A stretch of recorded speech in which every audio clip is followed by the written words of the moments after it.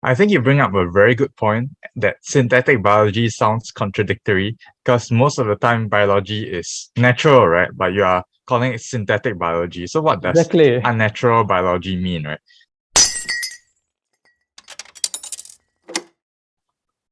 Hi everyone. I hope that you're all doing very well. So today we have with us Cheng Kai, fondly known as CK, who is a PhD student and an MBA student at the National University of Singapore, the chair of iGEM EPIC program, as well as a former leader of tomorrow from the Gapsummit. And he's going to enlighten us on synthetic biology. So before we get into all of these details, do join me in welcoming CK. So how are you doing, CK? Thanks so much, Abdul. It's a great time here. I've known Abdul since the Gap Summit, and we met about almost 1 year back now, or in fact earlier than that when we were supposed to be at the physical Gap Summit in March in 2020. But we all know what happened. A whole pandemic struck, and now I'm still calling Abdul from a virtual position instead of having seen him in real life. But otherwise, I think it's a great time here. Things seem to be going up. Hopefully, I'm not going to call my shots too early, but hopefully things are going well, and maybe one day I'll actually be able to see Abdul in London.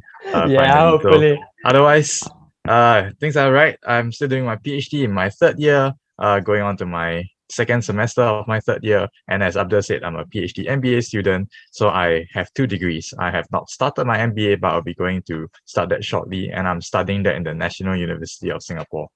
So I work in synthetic biology, which is what we're going to talk about today. But more specifically, my research is on this area known as DNA data storage, which is the idea that you can store information into DNA. And the reason why it's cool is because DNA is extremely dense material. It's arguably, or people have found it to be the most dense natural material known to man in terms of ability to store information. And we hold a ton of DNA. To give you some context, I think our human body holds like multiple thousands of terabytes of DNA. So in worth in terms of information, So that's, I think, the cool thing. We are such small volume here. We hold so much information, and that's the potential that we can have if we store all these data into DNA itself. So that's my research. Yeah, certainly. I think amazing area, and certainly actually with the pandemic, it also showed us there are so many different avenues through which we could really exploit this entire field of the new science. I believe I can't remember whom exactly, but someone described synthetic biology as the science of the century. So before we really get into those details, let's first dissect this. So for some of our folks, this may be the first time they may have heard about synthetic biology. To some, of course, they may have heard about synthetic biology before, but may not be as familiar as they would like to be with. So perhaps for everyone out there, just help us understand, what is synthetic biology? What do you mean when you say synthetic biology? Because it's kind of contradicting our general understanding as well. So do perhaps start off with enlightening us on what synthetic biology actually means. I think you bring up a very good point that synthetic biology sounds contradictory because most of the time biology is natural, right? But you are calling it synthetic biology. So what does unnatural biology mean, right? But I think to me, what synthetic biology is, it's really about the fact that what biology used to be, it's about discovery. You are discovering natural products, you are discovering natural processes, you're trying to get a deeper understanding of the natural world around us. However, what I think has happened now is that we have understood better, we have get a clearer understanding of what exactly biology is like. And now we are able to actually tweak biology. We are actually able to change it to suit what we want them to do. So that to me is a form of engineering. And that's why I call it synthetic biology, because you're engineering biology to do things that it couldn't do before. Or it could have done it this way, but now you are supercharging it, or you are using that particular thing in another application. So say, for example, again, looking back at DNA data storage, right? DNA itself is meant to hold the code of life. It's a natural product in the sense that it's what's meant to produce you, all living things, and it's the core of what makes everyone themselves. But arguably speaking, what we do now for DNA data storage is that we are repurposing DNA as a form of synthetic data, in the sense that we now can store synthetic information into DNA itself. So that's why I call DNA data storage under the field of synthetic biology. But given this kind of definition, you can imagine it to be very broad, right? Because, for example, things like, you could even call genetic engineering synthetic biology. And there's some people discussing like, how whether these two are even the same, or are they different, or is it just a new name for old thing that, because genetic engineering has come about since 1980s, whereby Yeah. you have your insulin and Genentech and all that stuff. But I do consider that genetic engineering as well, and I also do consider genetic engineering to be part of synthetic biology. But to me, it's more like expanding the scope of what you think biology can do. You could create new organisms that live and respond to different things. You can program that kind of thing. You can reprogram your immune system, like how, for example, the mRNA vaccines are doing. To me, that's yet another form of synthetic biology, whereby you're producing specific immune responses that you can then tune your body to respond to different viruses, DNA data storage, and all the other stuff. All these all fall under what I term synthetic biology. But is the underlying concept of being able to engineer biology, that's what I define as synthetic biology. But that's my personal definition. Yeah. Yeah, fair enough. I think, like you said, like synthetic biology itself is quite broad, and even maybe perhaps looking at it at one level further, when you look at systems biology, that would have much more complexity when we have synthetic biology, executable biology, as well as even bioinformatics. So all of this do fall under the entire broader picture of biology and associated other STEM fields. But now, especially as we move forward, we are realizing that different disciplines are becoming increasingly more multidisciplinary, and we do need a lot of people coming from different backgrounds in order for really efficient and effective collaboration to happen. And in fact, that's what really takes that next step forward in order for us to really progress as a society. Yeah. So maybe if I ask you this way, CK, how did you perhaps first come about synthetic biology? Why did you find it so interesting, and what really attracted you towards it? Yeah, so I think for myself, biology when you were young, again, as mentioned, it was really a discovery kind of field of science, whereby you're trying to discover more and more about the natural world around us, how do all these processes happen. And I thought that was interesting, but inherently I realized I was more interested in the tools that they used to discover. I was more interested in the outcomes that these discoveries had. And most of the time, it generally leads to things like therapeutics, because that's what a lot of biology has led to. You develop an understanding of, say, a cancer model, and then you try and figure out what are the pathways that lead to that cancer, and then you see whether you can develop a new drug to target those pathways. And that's more or less what biology has been for the past, I don't know how many years since we defined the field as it, right? And that's what I would say most people still think when they think about biology. However, for myself personally, I was never really super interested in therapeutics, in the sense that I knew there was a relevance to it. I knew there's definitely a lot of use to therapeutics. It's probably the strongest use case for biology ever, and will continue to be the strongest use case. But I was still searching for something else in biology that I was interested in. And then I came across the iGEM competition, which is the synthetic biology competition.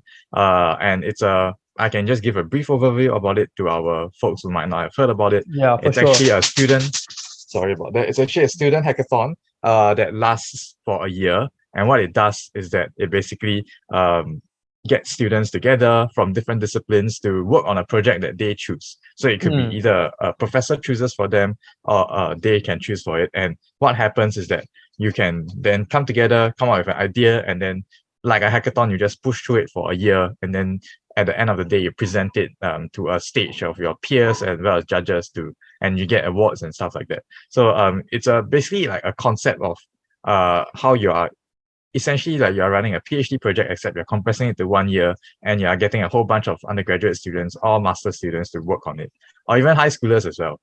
And the key of that competition is that it falls under synthetic biology, because it stipulates that your project has to be a synthetic biology project. But because of that, it becomes very broad. There's a whole lot of different projects. There are a lot of different tracks that people do. So say, for example, there's a manufacturing track whereby you try and use biology to manufacture something new. There's a healthcare track, which is you try and develop a biological tool to diagnose or treat people. There's an environmental track whereby you develop solutions to treat our environment, like for example, clean up metal waste, or reduce methane emissions from cows and stuff like that. So there are multiple different tracks that really expanded my worldview of what biology could be, and essentially this underlying ethos of engineering biology, that's what was taught to me through this synthetic biology competition.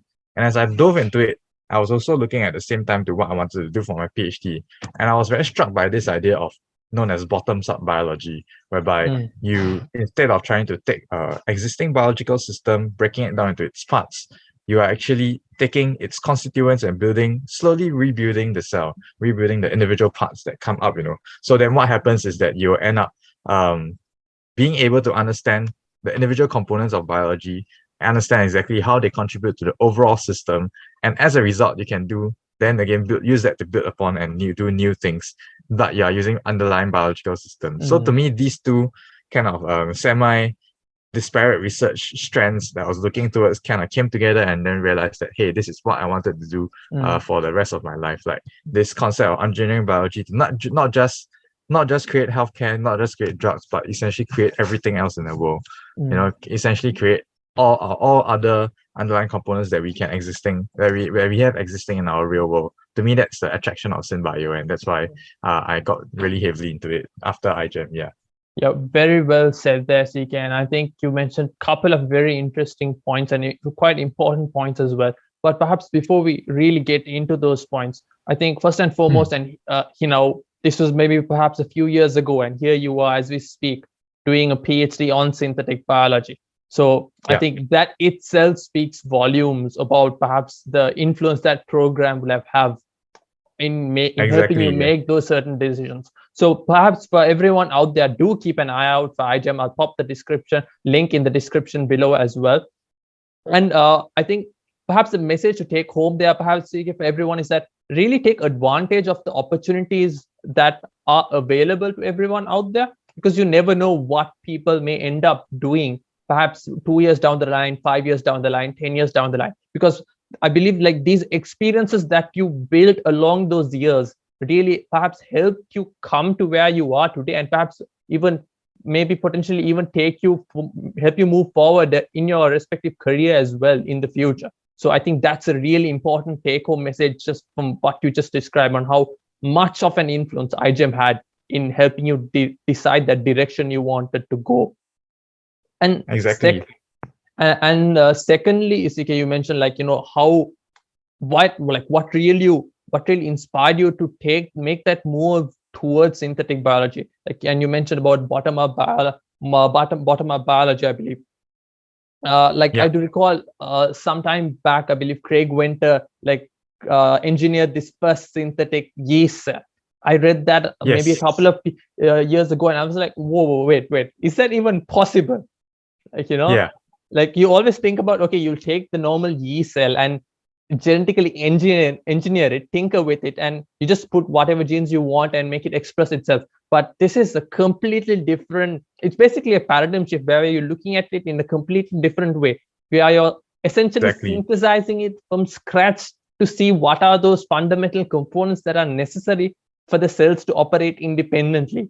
And I'm sure that you would know much better about this than me, but this is first and foremost an enormous task. And here we're still looking at yeast cells, and as we progress, it's only going to get much more complicated, because as the cells as we speak are, it's an enigma by themselves, and people across the world are still trying to understand what different components of the cells are going to do.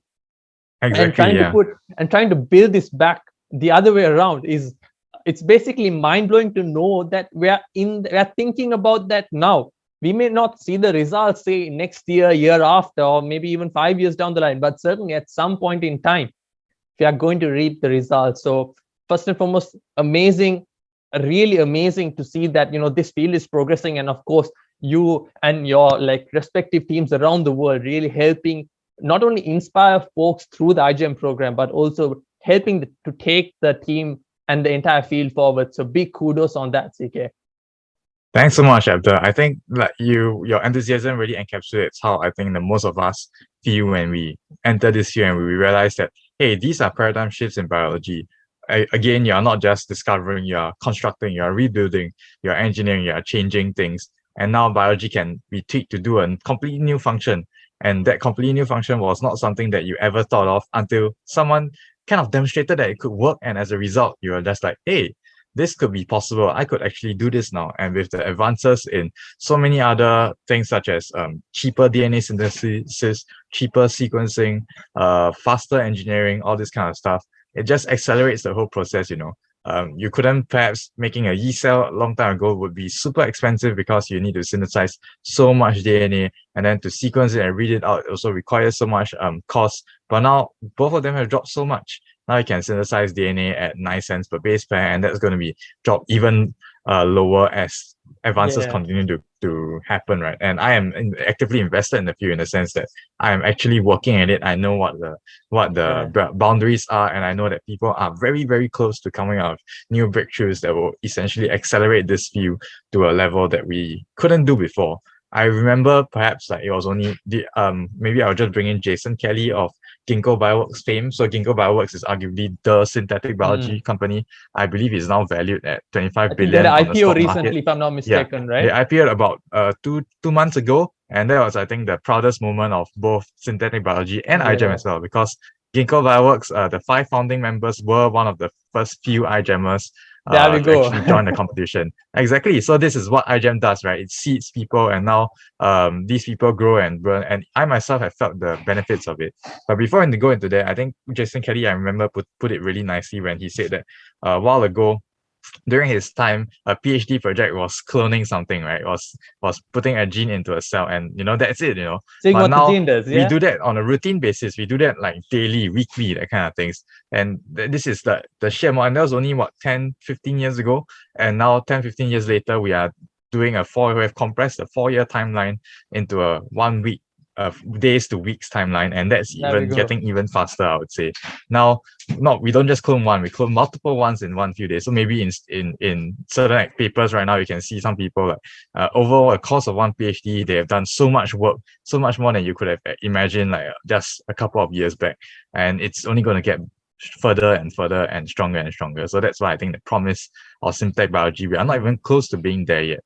We are still ever iterating, we are still accelerating, and that's why somebody has said that this is the century of biology, because we are only at the beginning of this exponential curve, I would say. Yeah. So I think again here, CK, you touched on several points here, but let me dissect this, what you just mentioned. So like you mentioned that, okay, you're working on a particular project on how we could use DNA as a source of storage in, perhaps say, now we're using a cloud, and we don't know what the next cloud is going to be, potentially maybe something else, or maybe even some DNA for that matter. So that is one potential application of synthetic biology. Likewise, perhaps if you could just give us a flavor of what we could potentially use synthetic biology on, and most importantly, what are the other roadblocks and challenges that the industries face. So maybe before I paint give you the opportunity to really talk a lot about this, let's also bring into frame the context that, like, I believe a recent McKinsey paper about the bio-revolution, on how that has the potential to basically build $1 trillion industry by about 2050. So with all this in context, and of course with the potential of synthetic biology, let's just think about coming back to the question, what are the other things we can do, and most importantly, what are the roadblocks and challenges that we currently face in this particular field? Sure, yeah. So I think the one main thing that synthetic biology does, or has the biggest promise for, is in manufacturing, whereby you can think of biology as arguably the most complex machine that we have had. And it's also the most complex kind of thing that actually creates complicated materials. So say, for example, you look at a plant, it's arguably what you can say is actually a much more complicated thing that we actually have managed to synthesize, or we have managed to build up for many years now. And the components of a plant are really simple, yet it can do so much different processes and can produce so many valuable goods and so many valuable products that, for example, we have one good example is the cannabis plant. It produces a THC compound, but right now we don't have a chemical way to produce it really quickly and really largely, yet this plant does it essentially for free. You just feed it food, give it space to grow, give it light, and take some time, but you get your compound, right? And that's natural. It's not something that you have to engineer the plant to do. You don't have to like throw in a pile of liquids and hope that it catalyzes the reaction or whatever. The plant just does it. And Mm. so what we can do now is that what if we could repurpose the pathways that are inherent in the cell, in the plant itself, and then use it, put it inside some other material, such as E. coli or yeast, and then scale up massively in a small bioreactor. And that particular bioreactor doesn't need to grow the rest of the plant, right? It can just grow individual component itself, the thing that you want. You can just be focused on growing that particular cannabis compound that it's therapeutic. And that's what you can do. Now people are trying to do that. My own lab is also working on this kind of things, whereby you are taking the genes that produce those enzymes and you're putting it into E. coli and then scaling up the E. coli in order to make it produce the compound in a large scale, yet not needing to use a plant. So these are very interesting points in which you can manufacture a lot of different types of products that had to use, like, for example, a huge plantation or a huge plant, but making it small scale yet scalable in a bioreactor. So that's one of the very interesting things. And I think that's similar for example, companies like Zymergen and Ginkgo. What they are trying to focus on is really engineering cells or engineering things to build new materials, new compounds that are very expensive or difficult to build with chemical ways. But with biology and biological tools, these little tiny nano machines that can build things on an atomic level, using all these kind of things, you build new materials, new compounds that we could never have done with our own chemical processes. So I think that's one of the most interesting things that synthetic biology could do. Another thing is also to use synthetic biology to act as essentially smart materials. So for example, the cool thing about biology is that it has the potential, any living thing has the potential to sense and respond. That's why they are living. And to sense and to respond and to then subsequently do something that not just responds, but to produce something that's ineffectively like basically trying to respond to that thing is actually something that we don't really have right now in a lot of our world. So we require very specific input. So electricity, for example, they are not stochastic. They are not able to respond to multiple situations, but a cell can respond to many different inputs and come up with many different outputs as well. So if we can use what we know in computer language to program logic gates into bacteria, then they can sense and respond to many different things that we could not. So I think one very cool example was that you could program bacteria to sense tumor cells and then target to those tumor cells and then respond only when they are there. So doing this kind of things, it's very hard to program electronic chip to do that, because the chip has to be functionalized with some biological interface in order to interface with that. But your E. coli system is already a biological interface. For example, your bacteria system already has the necessary components for you to engineer, and you also have biological components that that you can put in to engineer this bacteria and use it to kind of respond to whatever you need it to do. So I think that is also another very promising trend, whereby instead of going through trying to engineer a biological electronic interface with our systems, why not just re-engineer biology with the new knowledge of the interfaces that you need?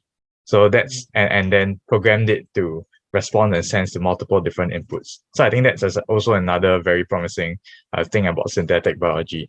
And then to cover our next question about what is the problems or like the obstacles that we face right now, I think the first main one is the challenges, right? I think the first main one is standardization, because the thing about biology is that a lot of the times we are still very stuck in this paradigm of very artisanal, like PhD student working in the lab kind of thing, and then you come up with a very specific topic, and then you try and do this very specific thing with your very unique protocols that are only suitable for your lab. And then when you write a paper or you publish your results, it's really hard to understand how to replicate those results. It's really hard to standardize that. And then everyone has their own little special nuances that they do to basically make their experiments work this way or another.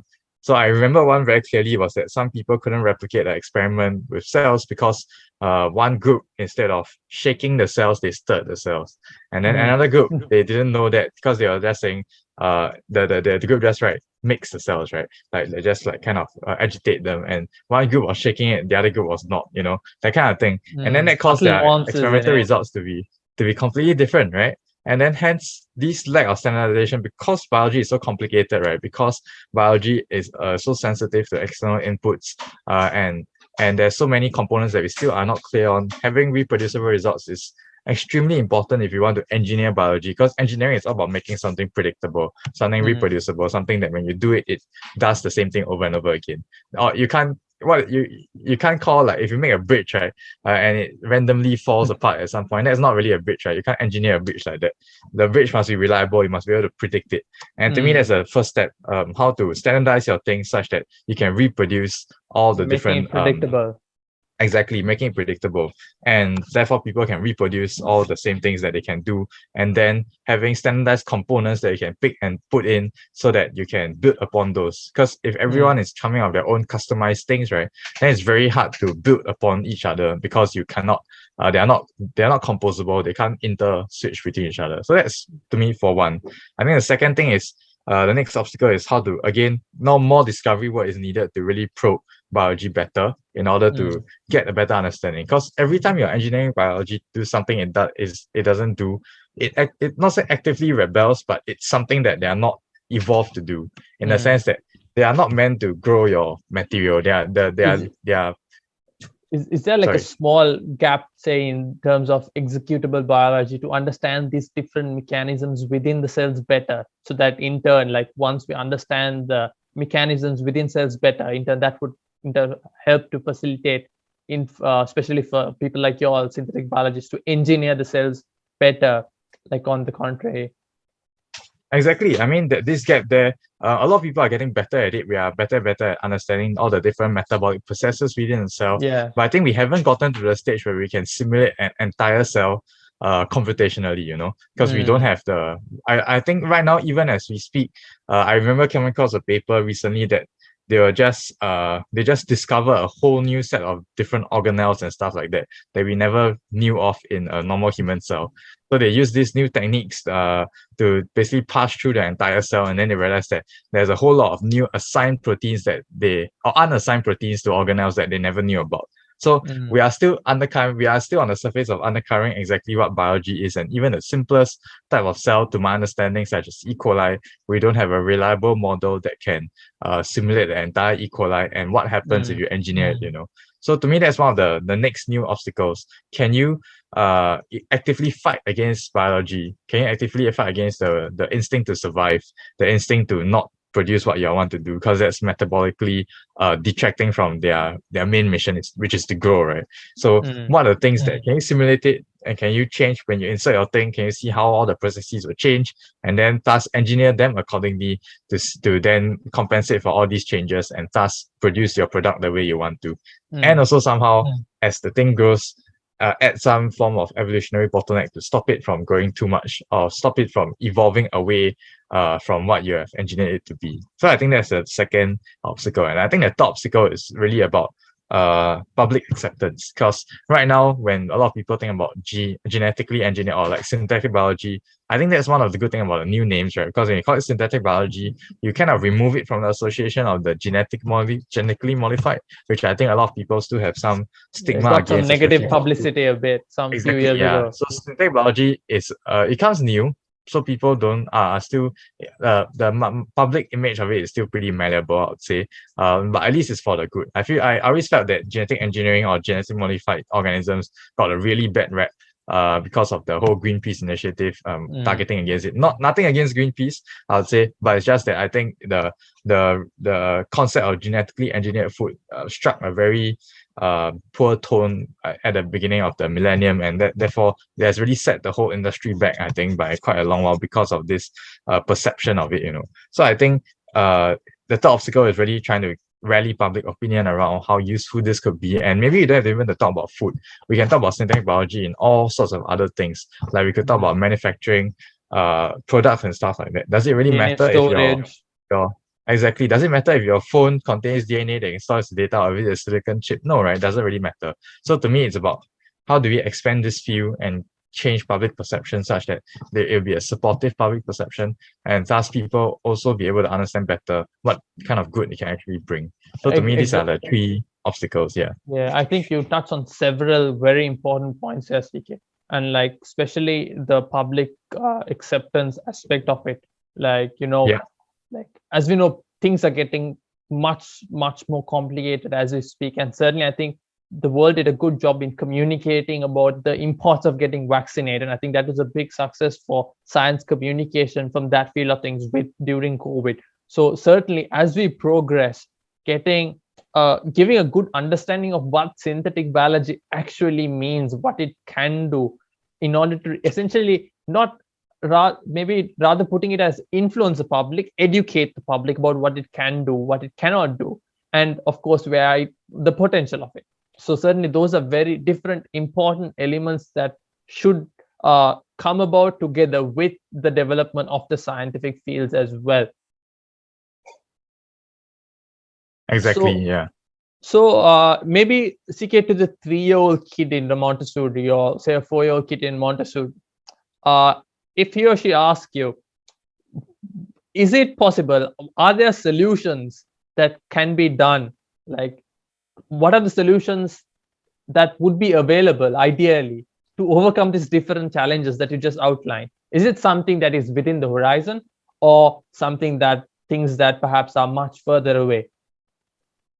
So there are a lot of really good people, and I think there are more and more better people also coming in.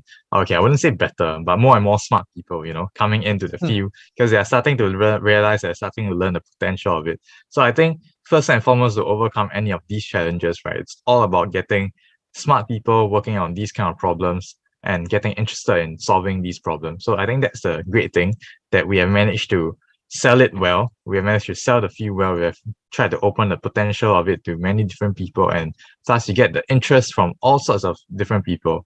So I would say, for example, the first problem of standardization, right? That's arguably a issue that the engineering world has faced for a long time, and it has also overcome with the advent of different standard organizations and stuff like that. And even the web community has also done the same thing too. So I would say, having these kind of people with this experience of setting in standards, that's already a really good thing. People are starting to come in and help set these standards. And I personally know of many people who are trying to develop, say, or standardized languages like synthetic biology, computer programming languages, so that you can program biology on a consistent level. I know people who are doing that. I know people who are working on, say, programming automated or designing protocols for automation, so that you can reuse those protocols, so that you don't have to constantly be so artisan in your work. So that's definitely, there's progress in that sense. And I think for the second and third points, well, there's also again relies on smart people coming in and working on these problems. So for example, the second point of predicting cells, predicting cellular organization, I think that's also becoming more and more tangible, because you have new advances, say like AI, which has managed, or huge data pools which has managed to allow you to predict new things. So I think a very good example is the protein folding problem. We used to not think it was solvable. DeepMind problem. DeepFold, exactly. You have people coming from, again, I think this nicely encapsulates the whole thing, because why previously you would never have thought that Google would want to do this. But Google found a necessity, like the smart folks at Google they realized that their particular expertise could play a role in solving biological problems. And to me, that's the beauty of synthetic biology. You are inviting people to see that they can contribute to biology in this kind of manner, right? So they come in, they solve their problem with their specific technology that we biologists could never have solved on our own, which is the point, right? And then subsequently, that's, to me, that's how we are going to solve these kind of prediction problems, or these kind of simulation problems. How do we simulate a cell? Get people who have huge computational resources, a new way of thinking about how they can implement their algorithms to do so, and then they can come in and help the biologists solve the problem from the point of view of the biologists. But of course, it's not as if without the biologists they can solve the problem, because they still need to understand clearly what the problem is, and they need to understand what constitutes solving it. So that's why we have to work together to basically try and overcome these obstacles.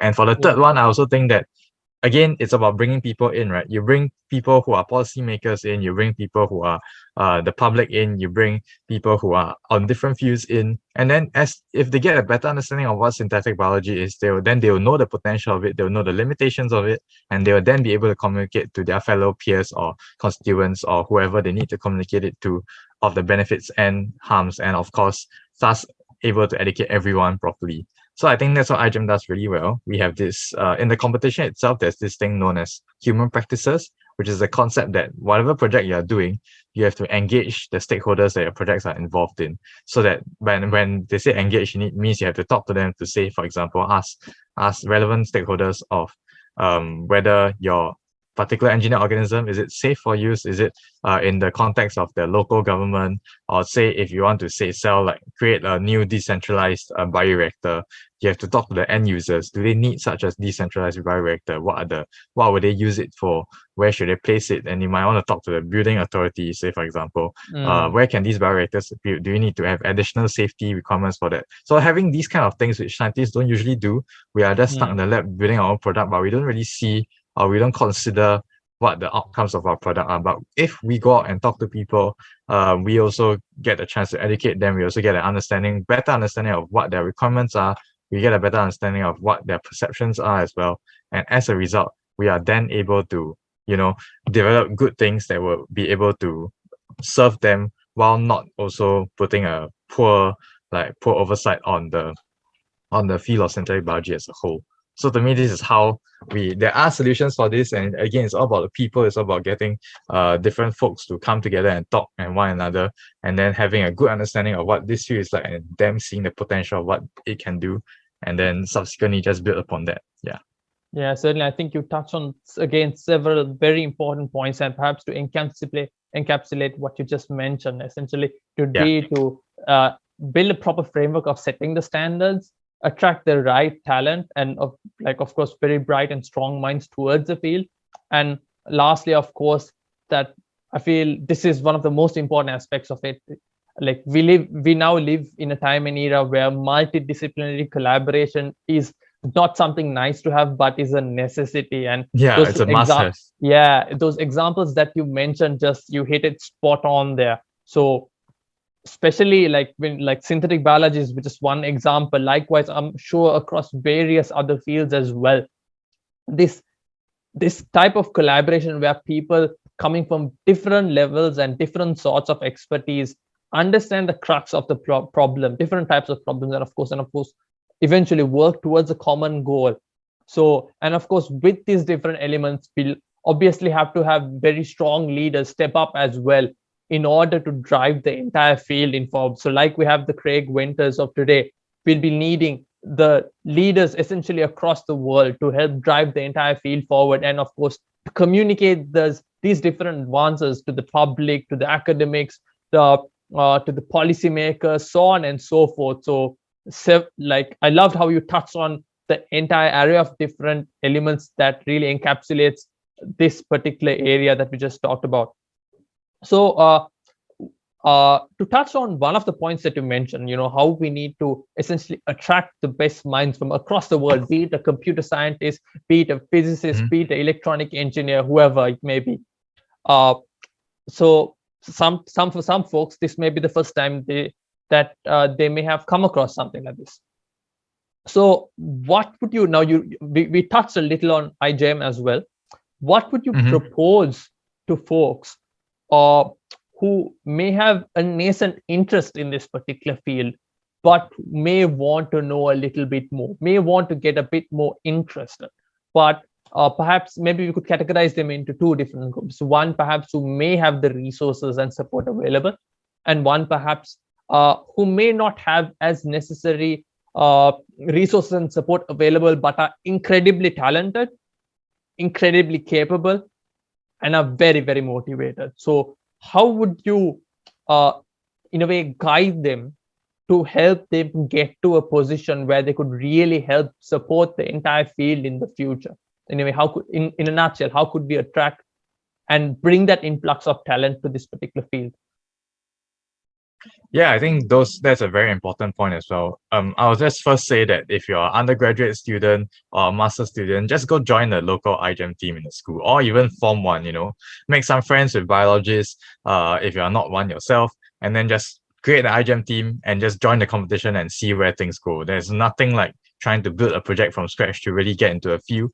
And I think for all the iGEM folks that I've worked with who are not biologists at training, they have also benefited significantly.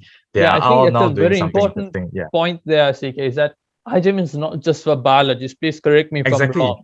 You can get folks from business, you can get folks from computer science, any type of engineering, the arts, because we are again in that era where we need folks, we need people coming from different backgrounds, different areas. So I Exactly. think that's a very Yeah. important point that you mentioned there as well.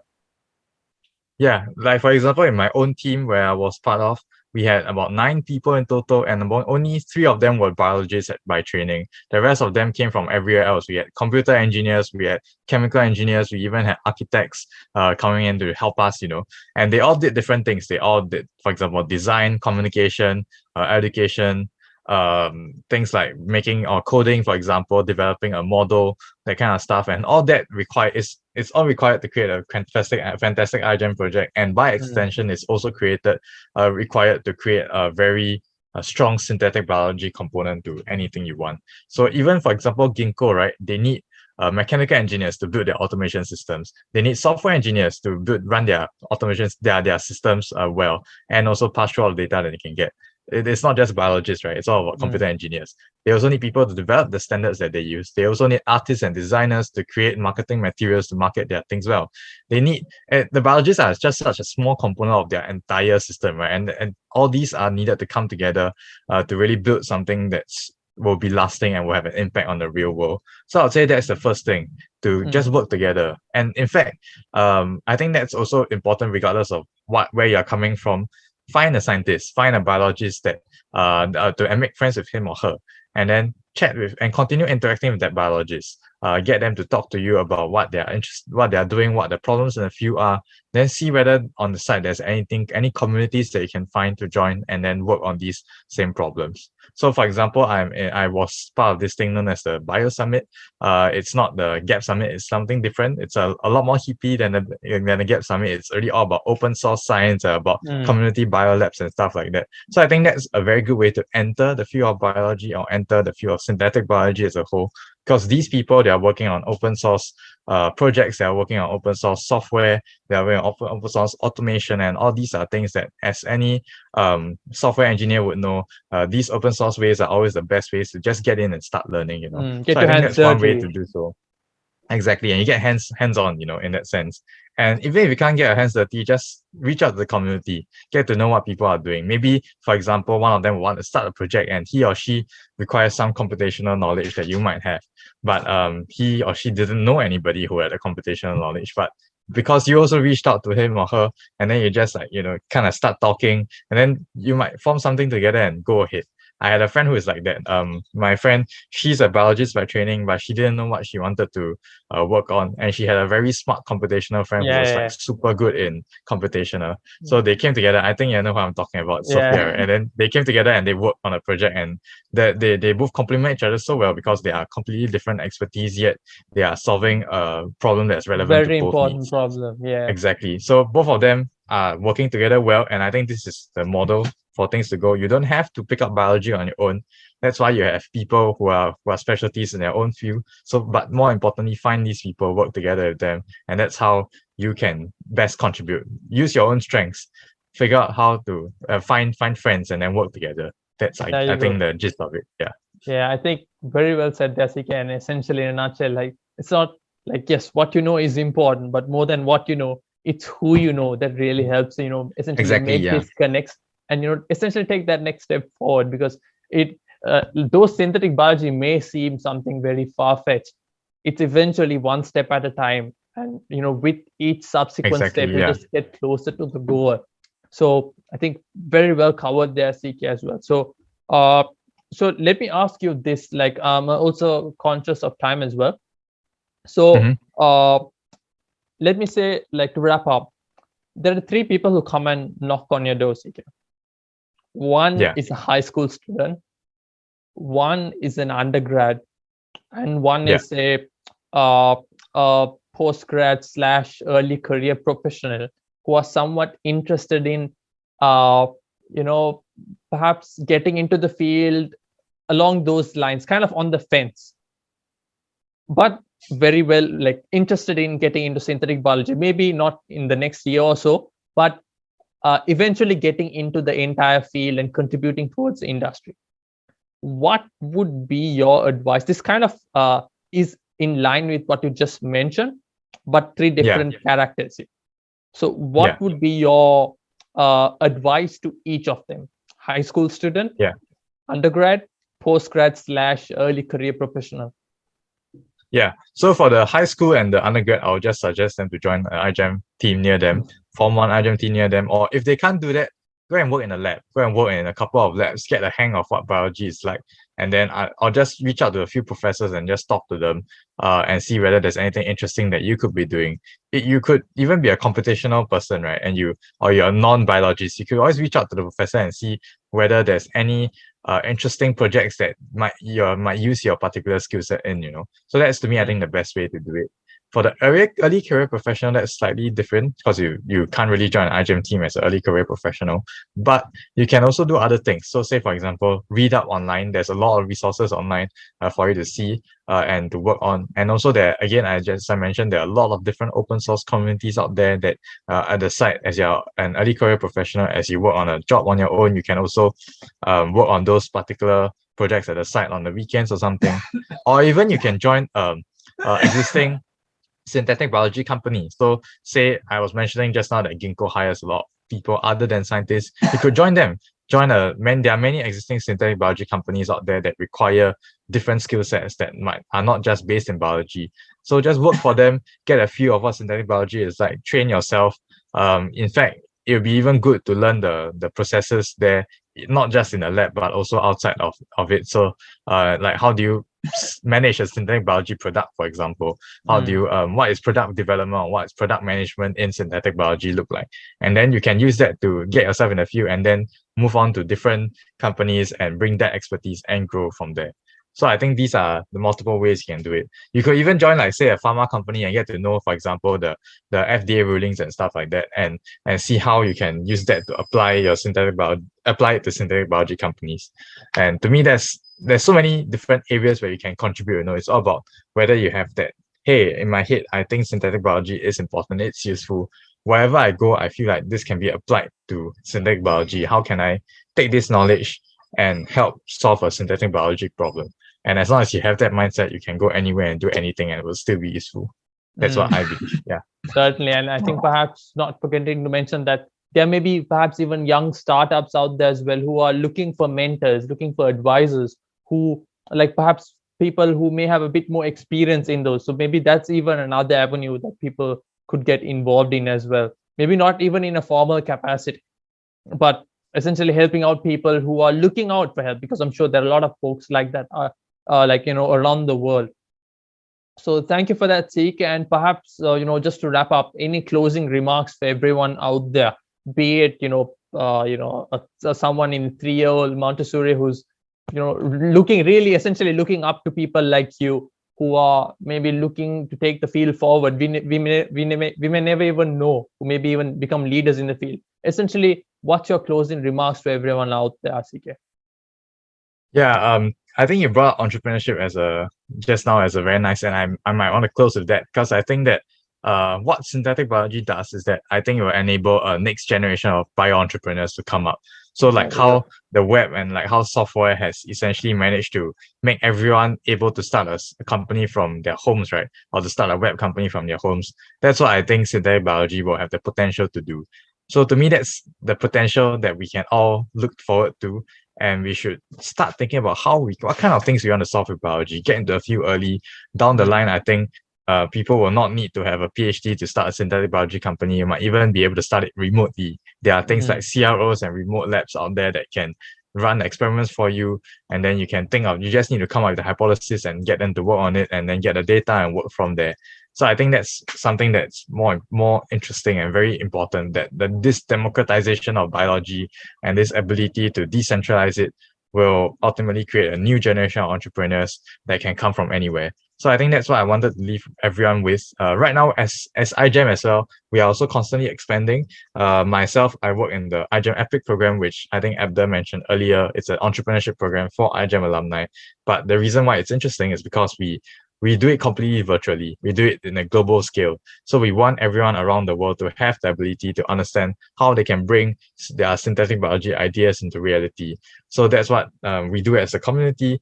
And I think we have done quite well over the past 2 years in this COVID times. We have gotten a few people, a few startups gone through the program, and actually some of them have gotten further on funding, such as from Y Combinator, or raised like 3 million and 10 million in seed funding as well. So I think we have quite a good basis for that, and then this will continue to get easier. It will continue to get better, and with things like, for example, iGEM Epic promoting and helping everyone out there.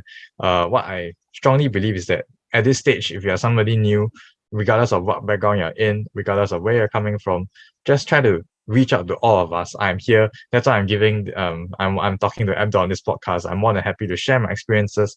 I'm more happy to put myself out there and say that, hey, if you're interested in the field, come and talk to me. Come and talk to us. We are more than happy to welcome you in here and see where your skill sets can go. So that's what I want to close with. Yeah. Very well said there, CK. And to everyone out there, your ideas are with you. Don't let your ideas die on the table. Come out now and get involved, because your ideas are essential to not just take synthetic biology forward, but to help the world progress as we move on in this entire century. So thank you so much, CK. I really enjoyed, engaging with you as always, and all the best with your projects, and of course iGEM as well. And then of course, looking forward to keep in touch. For sure, Abdul. Thanks so much for inviting me here. And again, if any one of you any of the listeners want to speak to me, I'm pretty sure Abdul will put my link somewhere. You can reach out to me on LinkedIn, or just drop me an email or something along those lines. And I'll be more than happy to have a conversation with you on how you can contribute to the SynBio community at large. Yeah, surely. Like, I'll put all the relevant links in the description. So thanks again, everyone, for tuning in, and take care and stay safe. Take care, Abdul. Have a nice day and stay safe as well. Hi, everyone. So I hope that you all enjoyed this conversation just as much as I did. So if you have not done already, do hit that like and subscribe button. And also do let me know what areas that I could improve in as well, so that I could work towards improving those different areas. So until next time, take care and stay safe.